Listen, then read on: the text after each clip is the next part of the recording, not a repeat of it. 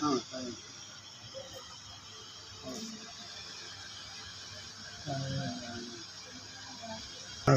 वालेकुम। मैं शुगर ते हार्ट का मरीज है। मेरा घर ही मेरा किराए का ते मजदूरी तो भी रह गया। मैं थोड़ा बहुता बचिया से कमा लेना था। डॉक्टर ने शुगर की वजह मेरी लत्त कट दी, नहीं तो मैं कमान जोगा मेरा कोई भी नहीं है। आप ही कमान लगा थोड़ा बहुता जो मजदूरी करके लैना था।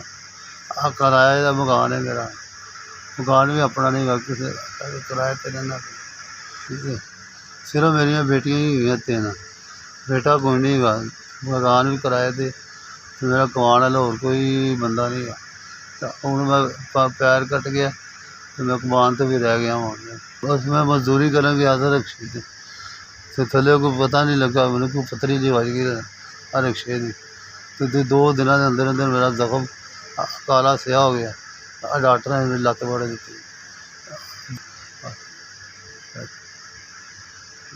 परसों डॉक्टर ने लत्त वड़ दी मेरी। दो दिन हो गए, अज छुट्टी दी डॉक्टर ने। दवा दारू वास्ते कोई पैसा इंतजाम कोई नहीं गा। मेरा कोई साल हाल नहीं है। कमान वाला मंजी ते पै गया वहाँ। और खुदा रहा मेरी मदद की जाए कि मेरी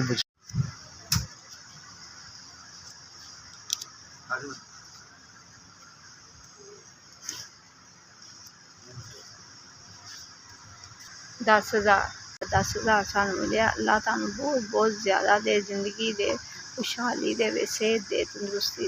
बहुत बहुत शुक्रिया। तुहाडा 10,000 सानू मिले। अल्लाह तुहानू बहुत देवे, अल्लाह तुहानू बहुत देवे, ज़्यादा देवे जी साडी तुसीं माली इमदाद की। बड़ी बड़ी मेहरबानी। अल्लाह ताला तुहानू ऐसा नहीं वंडदे रहो, कभी रिज़्क च कमी ना आवे। अल्लाह बहुत देवे तुहानू, साडे माड़े बंदे दा एहसास करदे जी। मेहरबानी, बहुत बहुत शुक्रिया तुहाडा।